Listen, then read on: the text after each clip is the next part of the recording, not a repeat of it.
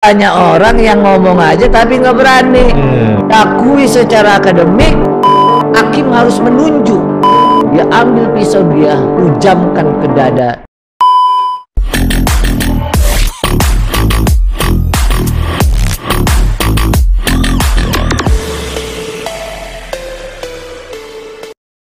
Halo Loskot sekalian, kembali lagi bersama saya Alipjan Pratama dalam program terkeren di channel Eva Unsri TV, Sriwijaya Cast, Say Low, Say It Loud.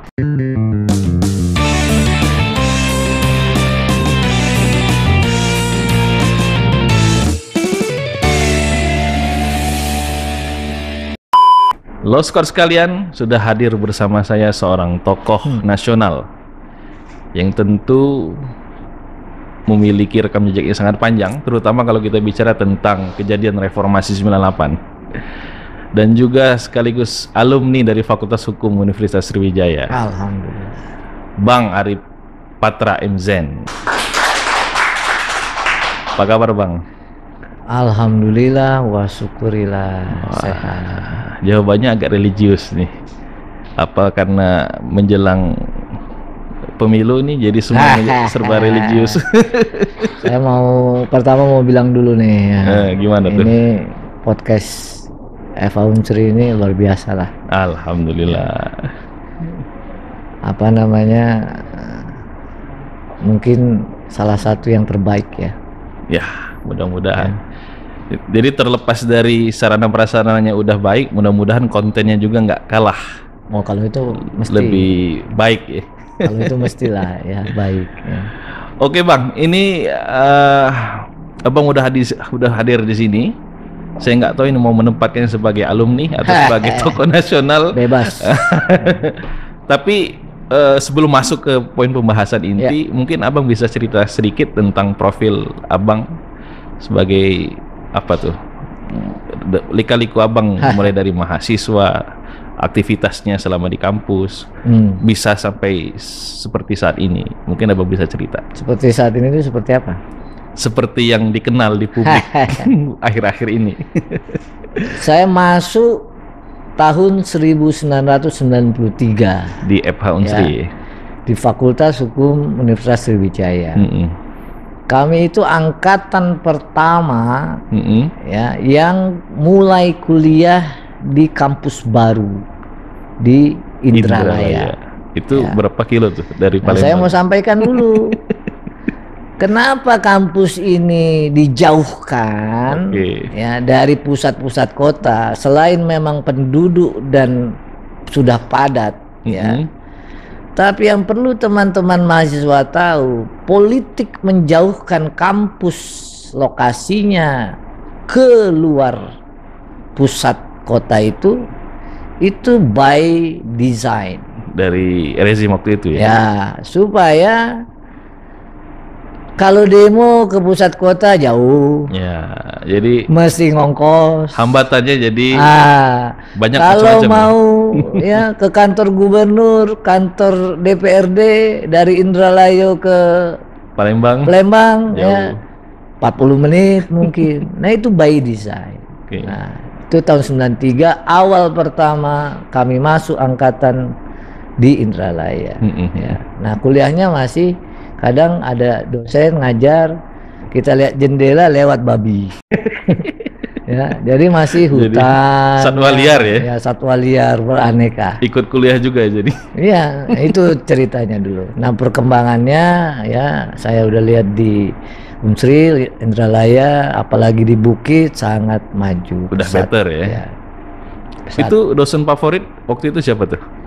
Kalau dosen favorit itu ya yang saya ingat, saya tahu itu ada 3. Ya, tentu yang paling kita hormati ya Profesor Daud Busroh. Wah. Dulu ilmu negara. Ya, bukunya itu legend ya. Ya, disitulah kita mulai belajar.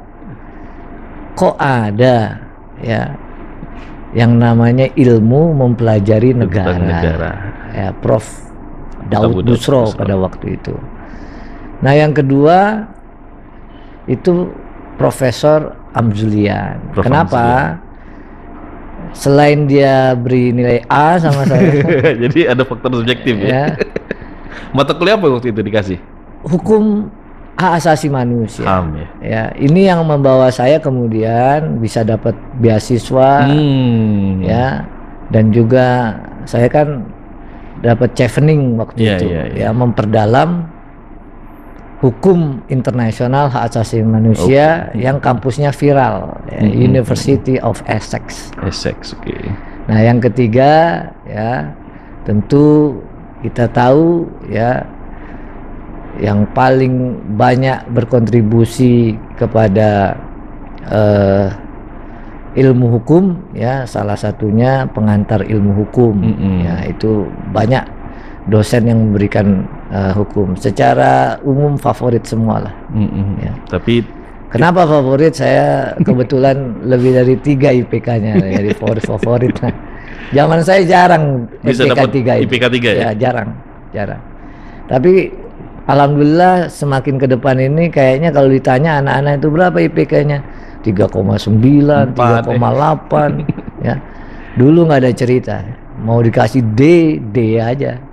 Mau ngulang 3 kali, mau ngulang 4 kali, 4 kali. Nah.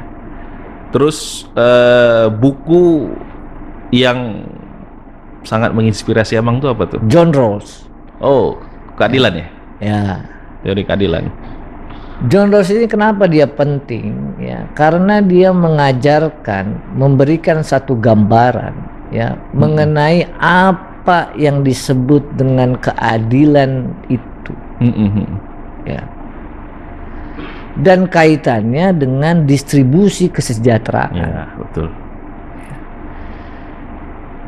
Kalau kita lihat keadilan, semata-mata banyak yang dalam analisis dan perspektif hukum, ya, Mas Alif ya. Ya. Nah, saya tertarik John Rawls itu karena dia mengaitkan dimensi keadilan dengan kesejahteraan. Maka dia introdusir, ya, pembagian yang disebut dengan distributif, ya, justice. Ya. Jadi kerangkanya adalah kalau suatu kebutuhan, ya, itu bisa didistribusikan, dipenuhi dengan adil, itulah yang disebut dengan keadilan. Bang Arif ya, saya panggil ya. Patra. Bang Patra. Ya. Kalau nama KTP Arif Patra Mijaya. Nama panggung. Nama panggung. Kayak, oke. Kayak apa, penyanyi itu kan ada nama panggung. Ya. Bang Patra. Patra MZ. Nah, ini ada cerita lucu. Apa tuh? Dulu, ya, itu polisi, tentara nyari ke Unsri itu nyarinya Arif Patra. Oh, padahal nama panggungnya Patra. Ya, Arif, karena Fakultas Hukum. Nggak banyak yang kenal ya. Nah, jadi karena yang dicari Arif, teman-teman waktu itu bilang, nggak ngeh ya? Ya, jangan panggil Arif, panggil Patra. Oh. Jadi kita nggak bohong. Siapa yang demo? Arif ya? Enggak. Patra. Iya kan? Jadi nama itu justru menyelamatkan kita ya? Ya, akhirnya semuanya manggilnya Patra, nggak Arif lagi, karena waktu zaman itu 97, apalagi 98, ya, aparat keamanan atau aparat hukum itu nyarinya Arif. Hukum adalah salah satu pelopor reformasi di Sumatera Selatan. Fakultas Hukum Unsri ya. Tapi kan saya dengar kabar Unsri ya, Unsri itu sempat dikirim daleman sebagai simbol. Nggak ada, itu waktu NKKBKK 98 kita motornya.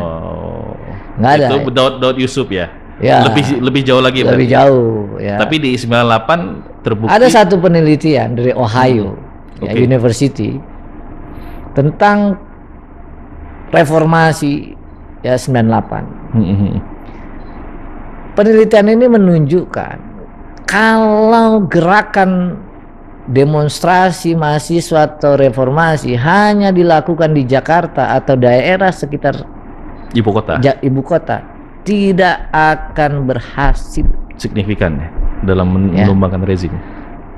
Karena reformasi yang berhasil hanya bisa digerakkan dengan 2, 1 kekuatan massa dan 2 kekuatan revolusioner itu sendiri.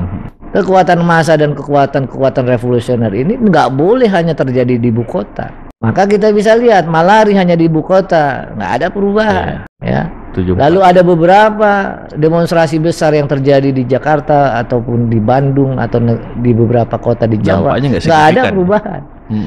Tapi 98 begitu terjadi di Makassar, ya, di Medan, menyeluruh, ya, di Palembang, ya.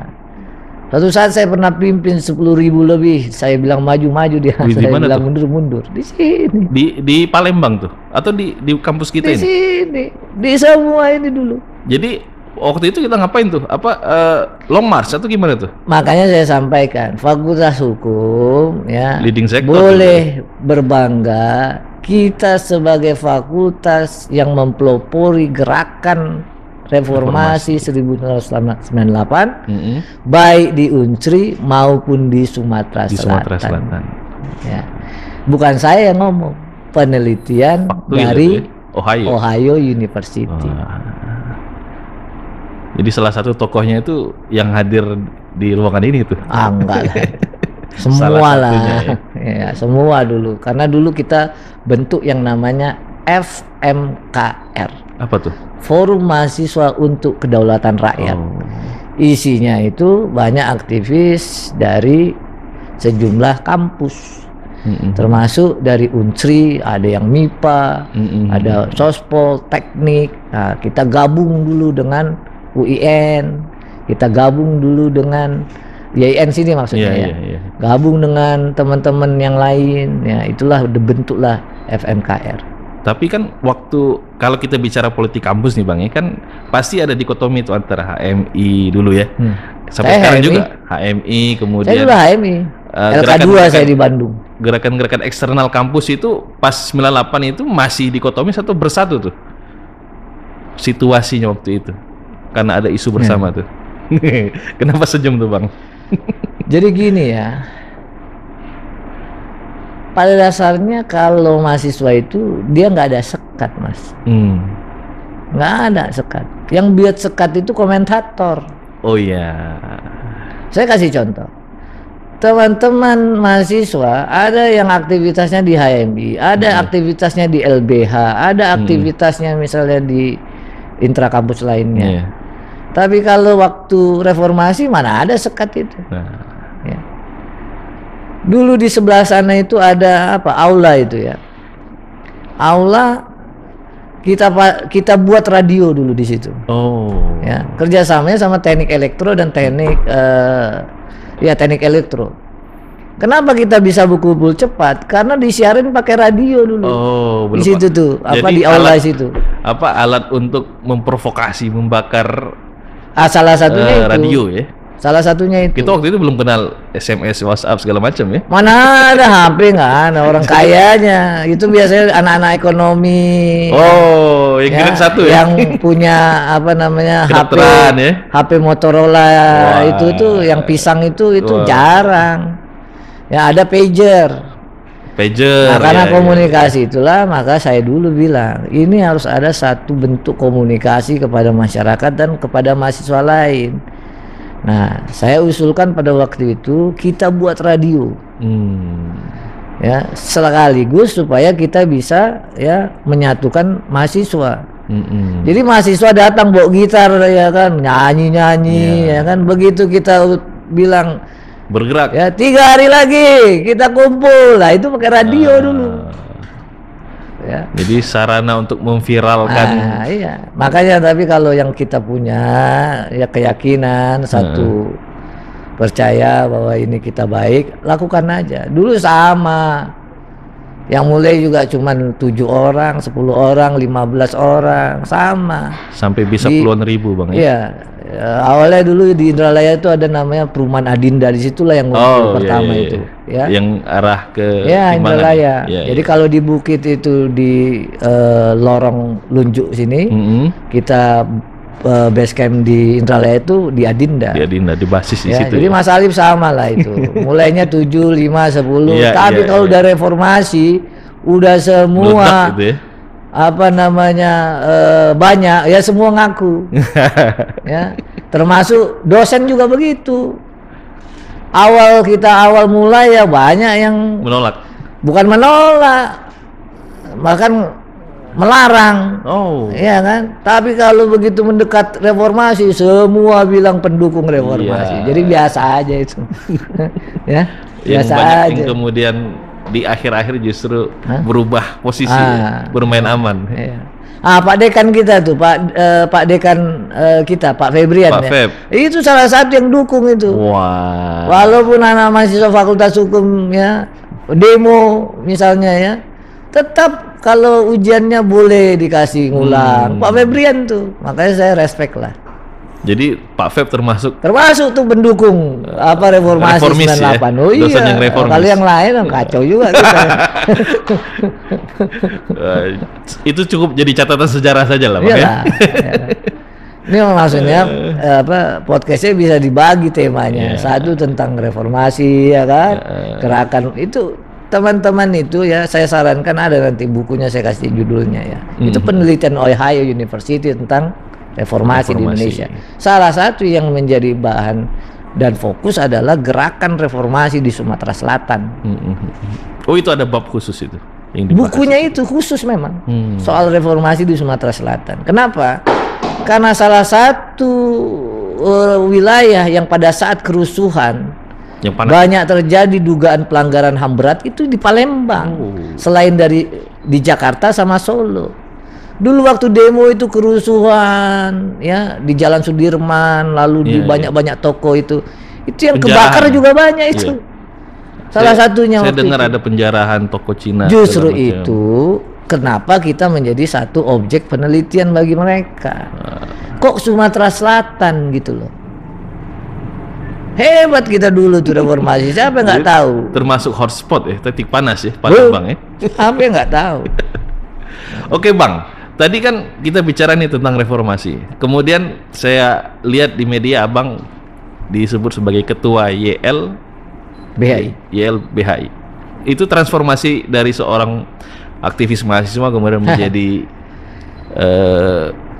itu lanjutan aja, karena waktu mahasiswa 1995 saya tuh selain kuliah bantu juga di LBH. Jadi sudah magang, sudah kerja. Waktu dalam itu di 95. Fakultas Hukum ambil konsentrasi apa? Pidana. Oh, pidana. Ya. Oke. Nah, jadi 95 itu waktu masih mahasiswa sudah bantu LBH. Nah, LBH itu dulu di kilometer 3,5 di Jalan Sudirman. Oke. Ya, depan IAIN. Depan ya kan. Jadi Red Planet sekarang ya. Hotel jadi bisa pinter itu gara-gara ya salah satunya LBH. Lapangan, ya? Kenapa LBH itu punya fasilitas dulu? Kita ada misalnya kursus politik. Kita ada pendidikan zaman itu ya. Itu rutin. Berarti secara konsepsional matang di situ ya. LBH itu paling banyak, paling banyak membuat pelatihan. Ada pelatihan advokasi, pelatihan IT, itu LBH dulu. Berarti anak-anak hukum sekarang ya mesti melek ya untuk terlibat aktif di LBHI segala macam ya. LBH itu sebutannya ya itu lokomotif demokrasi oleh almarhum Bang Buyung ya. Bang Buyung ya. Nah, itu banyak tulisan tentang LBH sebagai lokomotif demokrasi. Aktivis dan mahasiswa pertama yang belajar enskripsi, bagaimana menyembunyikan pesan pada zaman itu, ya itu LBH semua. Kode Morse. Ya. Kalau gimana kita mau ngirim surat misalnya ke Semarang, ke Jogja, ngumpul yuk tanggal 15. Misalnya ini tanggal berapa sekarang? Jadi aksi-aksi spionase itu sekarang tanggal berapa? Misalnya 15 Mei. Salah satu yang mengintrodusir bagaimana mengekskripsi pesan lewat email dan pesan grup itu LBH, pelatihan-pelatihan di mana-mana. Makanya nggak ketahuan tuh kita tuh ngirim pesan tiba-tiba saya bisa di Jogja, saya bisa udah di Bandung, teman-teman udah ada di Medan. Itu salah satunya LBH pelopornya. Yang lain masih pakai mesin ketik. Saya tuh skripsinya pada awal tugas-tugas itu udah pakai komputer LBH dulu, komputer PC ya. Ya kan? Oke. Nah, makanya saya sarankan teman-teman mahasiswa sejak dari awal ya itu magang intern ketika liburan. At the end of the day, ibu bapak, teman-teman mahasiswa nanti ditanya sama ayahnya, ibunya, kapan kerja? Kapan menghasilkan pendapatan? Masa mulainya setelah lulus? Ngapain? Udah telat ya? Mulai aja SMA bahkan, SMP bahkan dimulai. Udah dicicil ya? Intern. Itu Mas. Mas Alif ya? Oke. Ya Bang, ini kita tampilin ada berita tentang doktor yang berita tentang ini apa nih? Riset disertasi Abang. Coba mana? Bisa nggak ditampilin? Nah, bahas itikat baik dalam hukum. Patra M. Zen raih gelar doktor. Apa tuh? Kenapa memilih tema itu, Bang?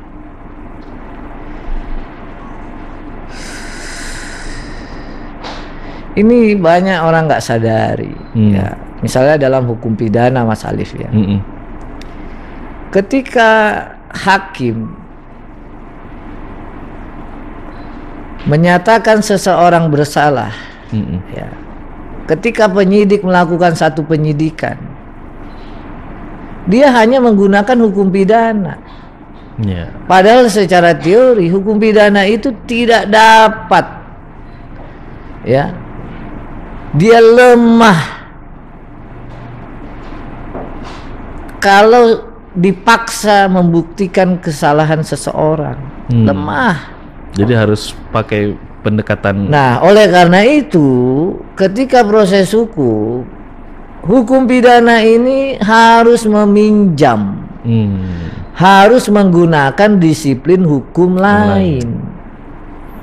Maka pada waktu itu, ya, saya mengusulkan menggunakan dua ilmu yang lain, namanya ilmu antropologi dan ilmu ekonomi. Ya. Supaya apa? Supaya orang yang mengalami proses hukum dalam tindak pidana korupsi dan tindak pidana pencucian uang itu benar-benar diadili dengan fair, proporsional, fair. Ya. Termasuk orang di luar terdakwa, termasuk anak, termasuk ibu, termasuk keluarga, termasuk teman. Ya, saya melihat ada fenomena proses hukum tindak pidana korupsi dan proses hukum tindak pidana pencucian uang dilakukan secara menyimpang. Maksudnya gimana tuh, Bang? Harta yang nggak terkait dengan terdakwa di penyidikan, ya, itu serta-merta disita, serta-merta diblokir. Padahal itu. Nah, maka pertanyaan saya, Mas Alif, kalau nanti pada putusan di tingkat kasasi dinyatakan dikembalikan kepada yang berhak, berapa lama, berapa bulan itu yang namanya tanah, perhiasan, alat transportasi tidak bisa digunakan oleh pihak ketiga. Harus pinjam kanan kiri dulu tuh. Nah, berapa banyak? Berapa bulan? Tiba-tiba dimiskinkan. Nah, bukan dimiskinkan isunya. Ketika proses penyidikan, ya, penting penyidik, penting penuntut umum, penting hakim untuk tidak saja menggunakan hukum pidana dalam mengeksersis kewenangannya. Contoh paling gampang nih. Si A dituduh melakukan tindak pidana korupsi. Ya, tidak serta-merta anaknya, keluarganya, hartanya juga disita dong. Jadi penyidik harus buktikan bukti awal ada nggak kaitannya. Contoh kedua, seorang terdakwa yang dituduh melakukan suap, masa hartanya yang disita?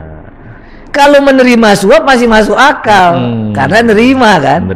Lah kalau dia yang pemberi, masa seluruh aset perusahaannya yang disita, yang nggak terkait dengan. Lah itu maksudnya. Maka muncullah yang disebut dengan upaya hukum, ya, perlawanan pihak ketiga. Itu ada di UN ya, ada di United Nations Convention Against Corruption. Yeah. Cuman ini nggak dibahas. Yang model perlindungan ini nggak masuk wacana media kebanyakan. Karena memang nggak ramah media ya. Yang dimasukkan gimana miskinkan koruptor. Dari mana asal teori memiskinkan itu? Dari mana? Dari mana saya tanya? Tuhan aja kalau orang berbuat salah dihukum, berbuat baik diganjar lebih kali lipat. Lah ini orang salahnya misalnya 1.000, mau dimiskinkan 2 juta, mana ada? Jadi kan memang media lebih senang menyorot festivalisasi pemberantasan korupsi itu kan dengan tagline pemberantasan. Siapa yang nggak setuju kita berantas korupsi? Setuju semua. Ya. Tapi tetap harus ada koridor. Tapi banyak juga Mas Alif yang nggak setuju. Ya, itu dilakukan dengan melanggar hukum. Ya, harus proporsional tetap. Iyalah. Orang yang memaki, orang yang mencerca, orang yang menyatakan terlalu berlebihan itu barangkali bukan ayahnya yang terlibat, barangkali bukan anaknya yang terlibat. Ya, begitu nanti dia sendiri atau ayahnya sendiri, barulah mungkin dia minta juga proses itu dilakukan secara adil. Jadi, ya Mas Ali. Betul. Jadi Mas Ali bisa cerca orang kan karena nggak kenal, ya kan? Ya nggak? Dan karena jauh, udah netizen, gitu di Jakarta pula, ya nggak? Netizen tentu nggak peduli kan dengan hal-hal yang seperti itu kan? Ya itu saya bilang, karena dia nggak tahu dan nggak dia kenal. Tapi pada suatu saat masa tiba, ya ternyata itu yang melakukan itu keluarga, anak, ya mungkin mereka juga akan bicara bagaimana keadilan ditegakkan, bagaimana proses itu jangan dilakukan sewenang-wenang. Ya percaya deh. Luar biasa. Benar kan? Itu. Tapi mungkin perlu waktu, Bang ya. Masalah kalau waktu saya nunggu 35 tahun ngeruntuhin rezimnya. Ya kan? 35 tahun, Pak. 32 tahun, sorry. Ya kan? Masa untuk hal yang seperti ini kita nggak sabar ya nggak? Oke, kita masuk ke topik selanjutnya nih. Ada lagi nih berita. Karena yang datangnya artis. Profil Patra M. Zen, pengacara Putri Chandrawati yang belak-belakan ngaku kena prank. Jadi abang sempat menjadi pengacara Putri Chandrawati, istrinya Ferdi Sambo. Saya diberi kuasa oleh 2, Ibu Putri dan Bapak Ferdi. Nah saya mau sampaikan ya, sejak saya hadir di acaranya Rosi Silalai di Kompas, saya sebenarnya nggak pernah lagi ngomong soal ini. Nggak pernah, berapa bulan udah tuh. Nah ini karena FH Unsri ya udahlah. Alma mater Bang. Apa boleh buat? Iya. Apa sih Bang dasar moral yang kemudian membuat abang tergerak untuk masuk ke dalam kasus itu? Kan nggak populer tuh langkah yang abang lakukan tuh. Apa yang harus dipahami oleh masyarakat supaya masyarakat mengerti dengan pilihan-pilihan abang itu? Kalau seorang advokat sebelum menjalankan profesinya, ya dia harus diambil sumpahnya. Sumpah advokat ini tradisinya ini sejak abad 13. Ya, dimulai dari tahun 1267 di pengadilan Eropa. Kenapa tradisi itu diambil sumpah? Karena pada waktu abad ke-13 itu para pengacara itu menggunakan hukum kanon, hukum gereja. Maka seorang advokat pada saat itu membela di wilayah keuskupan. Maka tradisi ini diambil sumpahnya. Diikuti di pengadilan Sisilia. Ya. Termasuklah di Indonesia. Maka seorang advokat sebelum menjalankan, calon advokat maksudnya, menjadi advokat dia diambil sumpah, Mas Alif. Ya. Kalau dalam prosesnya di Indonesia diambil di pengadilan tinggi oleh ketua pengadilan tinggi. Apa sumpah yang dibacakan? Apa sumpah yang kita ucapkan pada saat menjadi advokat berdasarkan agama masing-masing. Saya bersumpah ya, untuk apa? Menjalankan profesi ini tanpa melihat latar belakang. Ya. Bersumpah untuk apa?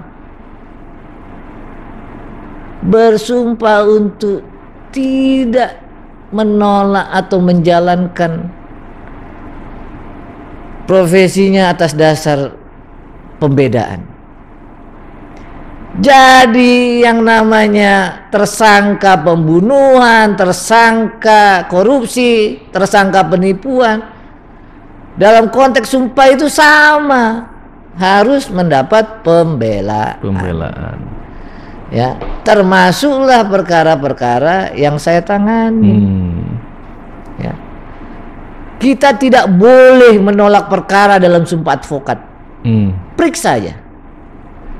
Tapi selanjutnya diatur dalam kode etik maupun ya peraturan organisasi. Dalam kode etik, seorang advokat boleh dia menolak perkara dengan dasar yang pertama tidak ada dasar hukum. Yang kedua bertentangan dengan hati nurani.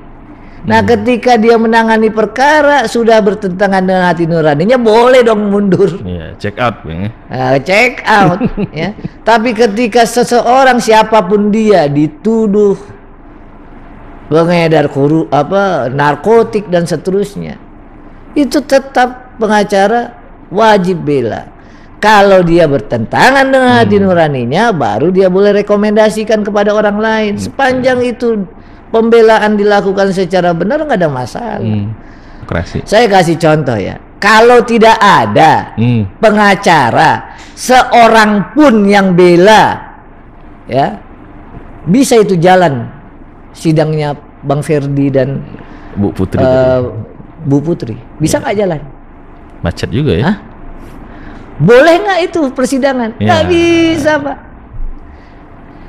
Kalau tidak ada satupun pengacara ya yang katanya mau membela perkara itu, bisa nggak digelar persidangan? Saya tanya. Nggak bisa.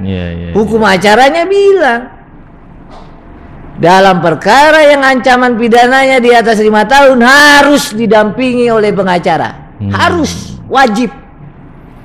Bahkan hakim harus menunjuk, meminta supaya terdakwa didampingi oleh pengacara.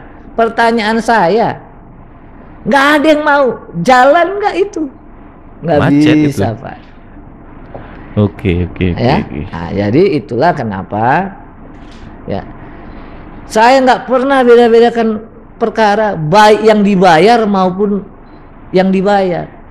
Nggak boleh karena itu sumpah advokat. Bahwa itu konsekuensinya, misalnya banyak yang nggak senang, bahwa itu konsekuensinya ya saya dipuji, bahwa konsekuensinya itu misalnya dibayar atau tidak bayar, itu soal urusan lain, Pak. Tapi yang jelas kita punya keyakinan dan idealisme tadi, Bang ya. Sekarang saya bertanya sama Mas Ali, tujuan pembelaan advokat itu apa? Tujuannya adalah menegakkan hukum, mencapai keadilan. Nah, kita bicara ilmu pidana sekarang.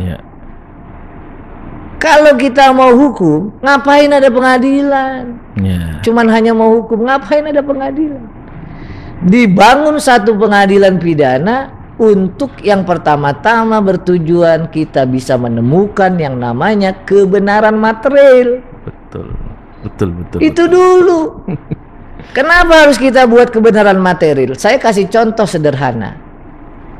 Ada seorang perempuan, dia dituduh membunuh. Memang orangnya mati, hilang nyawanya. Tapi ketika di persidangan baru ketahuan, oh ternyata yang dibunuh itu suaminya. Kenapa? Dia dipukuli pada waktu itu. Ada alasan. Ya? Sampai lari di dapur. Di dapur itu karena dia nggak tahan, tiba-tiba secara refleks seketika Dia ambil pisau, dia hujamkan ke dada suaminya. Meninggal tuh. Ya. Diadili. Ya. Betul ada peristiwa, tapi pertanyaan dalam pidana, apakah si perempuan ini bisa dimintai pertanggungjawaban pidana? Ya. Jawaban dalam teori dan praktik hukum ada 2 alasan yang dapat digunakan oleh seorang terdakwa tidak dapat mempertanggungjawabkan tindak pidana yang dilakukan. Apa? Alasan pemaaf dan alasan pembenar. Itu satu contoh. Jadi jangan kita bilang, wah ini pembunuh, benar pembunuh, maka kebenaran materialnya harus kita tahu. Ya. Walaupun ada peristiwa, apakah dia bisa dimintai pertanggungjawabannya? Justru kehadiran abang itu untuk disitulah advokat ada, karena profesi ini salah satu profesi tertua di muka bumi. Ya, bahkan 100 tahun sudah ada sebelum Nabi Isa lahir. Dari mana tahunya? Karena kita mengenal dalam literatur ada yang namanya Marcus Tullius Cicero. Ya, dia tulis tahun 80. Ya, tulisannya, artikelnya atau karangannya berjudul The Lex Legibus. Berisi tentang dialog bagaimana hukum seharusnya. Lex Legibus itu salah satu pilar hukum yang digunakan di Eropa Barat, baik Anglo-Saxon maupun kontinental. Siapa Cicero? Cicero itu pengacara. Jadi kalau kita bicara jaksa, bicara penyidik, bicara hakim, nggak ada Pak. Dulu itu semua dipegang oleh raja. Dulu itu dipegang oleh keuskupan. Tapi profesi yang awal pertama ada dalam pembelaan namanya advokat. Ya. Nah, itu profesi paling salah satu profesi paling tua. Mulia dan tua, ya. Bang ya. Gimana tuh? Pertanyaan LBH itu balik lagi 1995 saya sudah bantu LBH, sudah belajar di LBH. Ya. Nah, di karir LBH itu pertama dia sukarelawan, ya, volunteer, akhirnya nggak ada gaji. Tapi pahalanya gede tuh Bang ya. Amin. Ya. Lalu dia staff. Setelah staff, ya, atau asisten, namanya dulu pembela publik. Nah, nanti ada lagi nih yang pembela publik. Pembela publik ini itu bisa menjadi kepala divisi. Nah, jadi di LBH itu ada tingkatannya. Ya. Seperti yang Abang jelaskan tadi. Saya tempo hari dulu di LBH Palembang. Ya. Karena ada peristiwa istimewa, maka saya disuruh ke Jakarta. Siapa yang manggil waktu itu? Ya peristiwanya dulu yang istimewa ini kan. Saya ke Jakarta itu karena kecelakaan sejarah. Ya, harusnya saya tetap di LBH Palembang. Nah, waktu itu sudah ada perintah penangkapan. Nangkap Abang berarti? Iyalah. Kalau nangkap ayam kita nggak lari ya kan. Maka almarhum Adnan Buyung Nasution sama almarhum Munir bilang, Patra tarik aja ke Jakarta. Nah, itulah kenapa awal mula masuk ke Jakarta. Sebentar Bang, ini saya potong. Jadi ditariknya Abang ke Jakarta itu, apakah itu pertimbangan untuk menyelamatkan Abang dari Bang Buyung tadi, atau apa tuh istilahnya tuh? Ya, daripada anak ini ditahan, ditangkap, ya kan, di penjara, nggak bisa buat apa-apa, ya udah suruh dulu lah ke Jakarta. Itulah kira-kira gitu ya, konteksnya tuh ya. Oke. Nah, baru pada waktu itu saya disuruh milih dulu sama almarhum Munir, mau di YLBHI atau mau di Kontras. Tahu Kontras ya? Tahu, Komisi Orang Hilang dan Tindak Kekerasan pada waktu itu. Dulu didirikan awal pada waktu itu almarhum Munir. Nah, ini juga jalan sejarahnya nih, jalannya Tuhan ini. Pada waktu di Jakarta ada advokat yang baru pulang dari Inggris, dapat beasiswa Chevening, namanya Irianto Subiakto. Ya. Begitu dia balik ke YLBHI, dia dijadikan koordinator atau ketua divisi hak sipil dan politik. Ya, jadi itu bersamaan itu, cepat dipanggil, tarik ke Jakarta, si Irianto balik dari Inggris. Munir lagi bangun kontras itu ininya. Entah kenapa pada waktu itu saya akhirnya memutuskan memilih di divisi hak sipil politik. Itulah kenapa ya saya dapat belajar hukum internasional hak asasi manusia dan sampai apply ke beasiswa itu. Emanglah Mas Alif ya, kita nggak bisa duga lah jalan orang itu. Padahal yang kita pikirin waktu itu cuman mau numbangin rezim aja tuh waktu itu. Iya, pada waktu itu mikirannya sederhana aja lah ya. Nah, begitu sudah jadi YLBHI ya, terbitlah darurat militer di Aceh. Mega. Ya. Terbit darurat militer, dikirim pertama itu ya alumni Fakultas Hukum juga. Ya, koordinator kontras pada waktu itu. Namanya Munarman. Munarman itu salah satu ya nama-nama beken di Fakultas Hukum ya. Ini. Munarman itu salah satu orang pertama yang membangun kontras di Aceh. Oh justru di Aceh ya? Awal di Jakarta, lalu disuruh ke Aceh. Ya. Kenapa? Ya dikirim. Salah satu yang berani ya cuma waktu itu. Sido itu. Ya Munarman. Gitu loh. Setelah beberapa bulan nggak tahan dia nyari teman. Dia bilang sama almarhum Munir, tolong dulu Patra ke sini. Jadi Sami itu dulu pernah selama berbulan-bulan di Aceh, zaman darurat sipil, di mana banyak orang yang ngomong aja tapi nggak berani. Dan waktu itu, dan kita bantu pada waktu itu masyarakat di sana. Nah, saya masuk ke periode menjadi ketua YLBHI itu setelah ya Kak Munarman itu. Persis setelah Pak Munarman. Dan dulu dicatat sebagai ketua Yayasan LBH Indonesia termuda. Wah. 29 tahun, belum genap umur saya 30 tahun mimpin YLBHI seluruh Indonesia. Itu udah nikah belum tuh? 2006 sudah. Oh, udah nikah. Saya kan dikejar-kejar nikahnya. Lagi dikejar orang, kita kawin. Ya, salah satu tokoh Jaksa Agung ya. Ya. Salah satu tokoh yang sangat ya menurut saya salah satu tokoh yang sangat penting ya di bidang hukum itu ya Abdurrahman Saleh. Kenapa? Beliau itu awalnya advokat. Pernah jadi notaris. Sebelum jadi advokat beliau itu jurnalis, wartawan itu Bang Abdurrahman Saleh. Setelah itu ya beliau juga aktor. Kalau kita nonton Wali Songo, film Wali Songo, itu pemeran Sunan Kalijati itu Abdurrahman Saleh itu. Setelah itu apa yang dia jadi dapat jabatan? Jaksa Agung.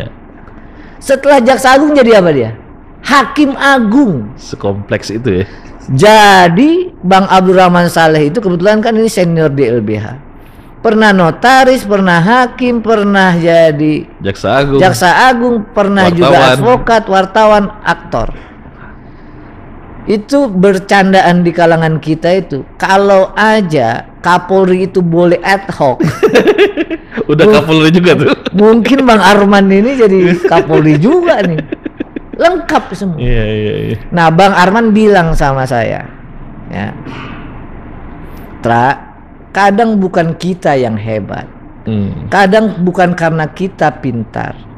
Kadang bukan karena kita ini melulu aku. Ada satu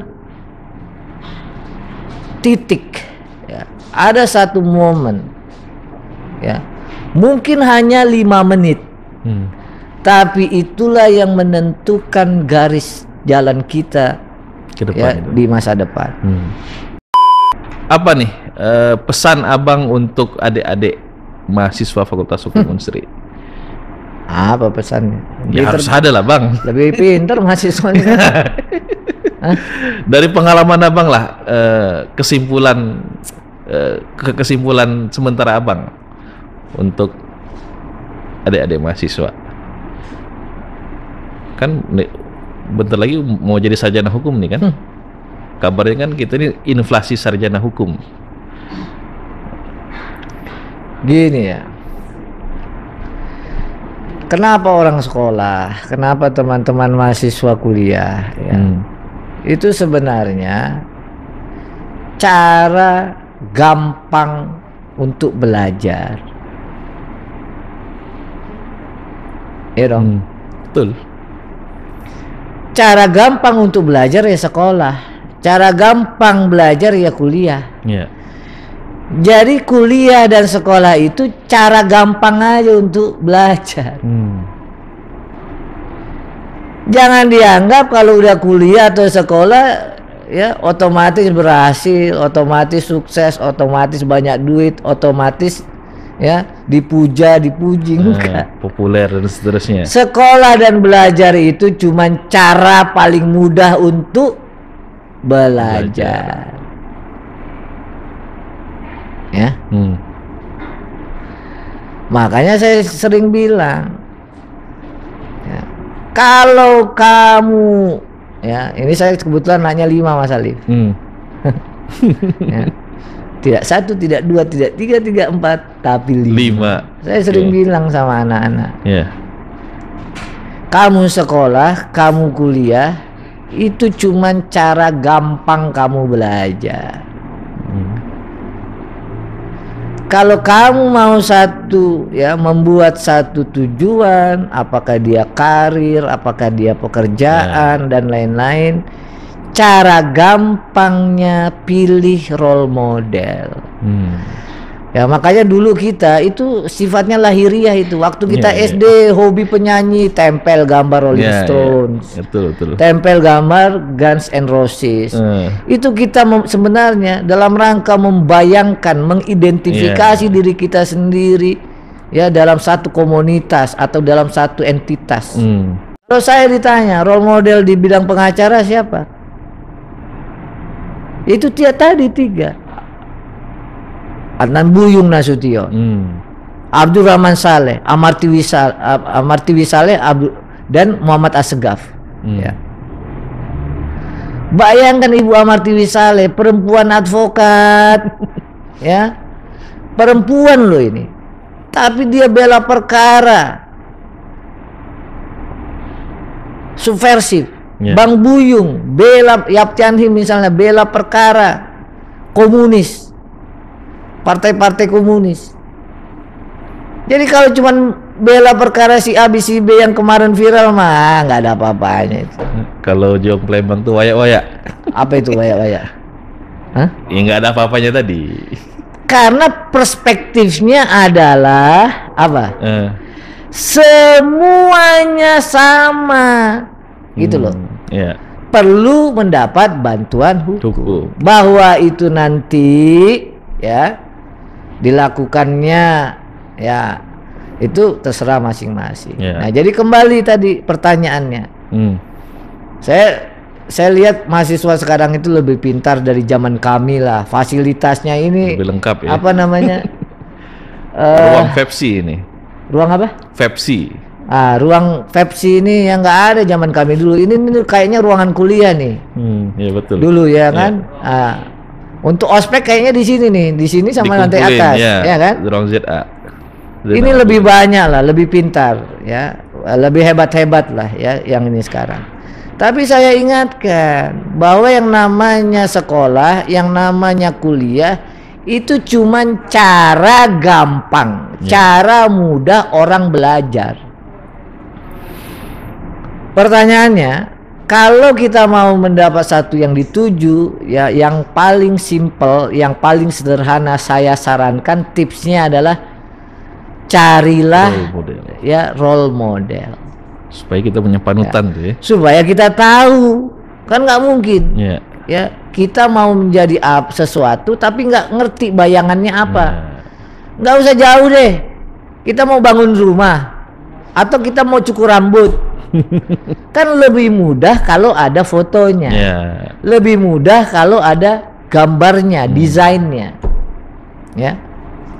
Nah, itu maksudnya. Nah, mahasiswa mulai sekarang yang mau meniti karir, ya misalnya di hakim, meniti karir di jaksa, meniti karir di advokat, meniti karir di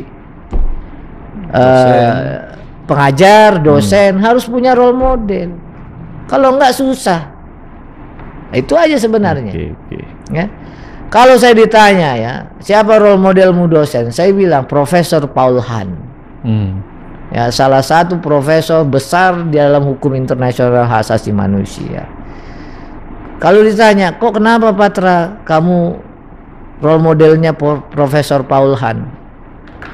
Saya akan bilang dia menguasai yang namanya hak ekonomi sosial budaya. Salah satu dosen yang menjadi special rapporteur, pelapor khusus untuk hak atas kesehatan, dan orangnya sangat humble. Ya, bayangkan seorang profesor guru besar menjadi special rapporteur PBB. Kalau dia ngajar Pak di kelas kami, alat-alat bawa sendiri, masang sendiri colokan. Hah? Jadi sehumble itu ya? Kalau dia bertemu mahasiswa, ya, dia tegur dan bahkan dia datangi. Habis itu diskusi. Jadi kalau saya meniti karir jadi dosen, saya akan berusaha minimal kalau Paul Hahn itu nilainya 9, saya 7 lah. Apalagi kalau bisa seperti dia. Belum apa-apa jadi dosen, udah ada asisten yang ngangkatin tas misalnya. Itu nggak ada bayangan saya, imajinasi saya kalau saya pun jadi profesor, imajinasi saya tuh seperti Paul Hahn. Yang humble, yang merakyat ya. Saya mau menjadi dosen kaliber internasional, diakui oleh organisasi internasional, diakui secara akademik, diakui kesederhanaan atau kesahajaannya. Jadi saya punya cita-cita itu karena ada role model. Kalau saya jadi lawyer, saya sudah jelas seperti Amarty Wisale Ibu, seperti Muhammad Assegaf di ruang sidang, seperti Bang Buyung almarhum ketika mengajukan satu argumen hukum. Kalau saya mau jadi sepak bola, saya udah pasti tuh? Seperti Kahn. Oh, Oliver Kahn. Oliver Kahn. Kan enak kita ngomong sesuatu yang ada gitu loh. Ini kalau mention Oliver Kahn kelihatan nih. Ya, kan? Generasi angkatan berapa? Oke. Benar nggak, Pak Ali? Betul. Kita enak ngomongin itu kalau sesuatu itu ya yang bisa kita lihat, ada wujud yang spesifik, ada wujud spesifik. Oke. Makanya orang banyak gagal, orang banyak kecewa, dia bicarakan angan-angan, mimpi doang, nggak pernah dia lihat barangnya.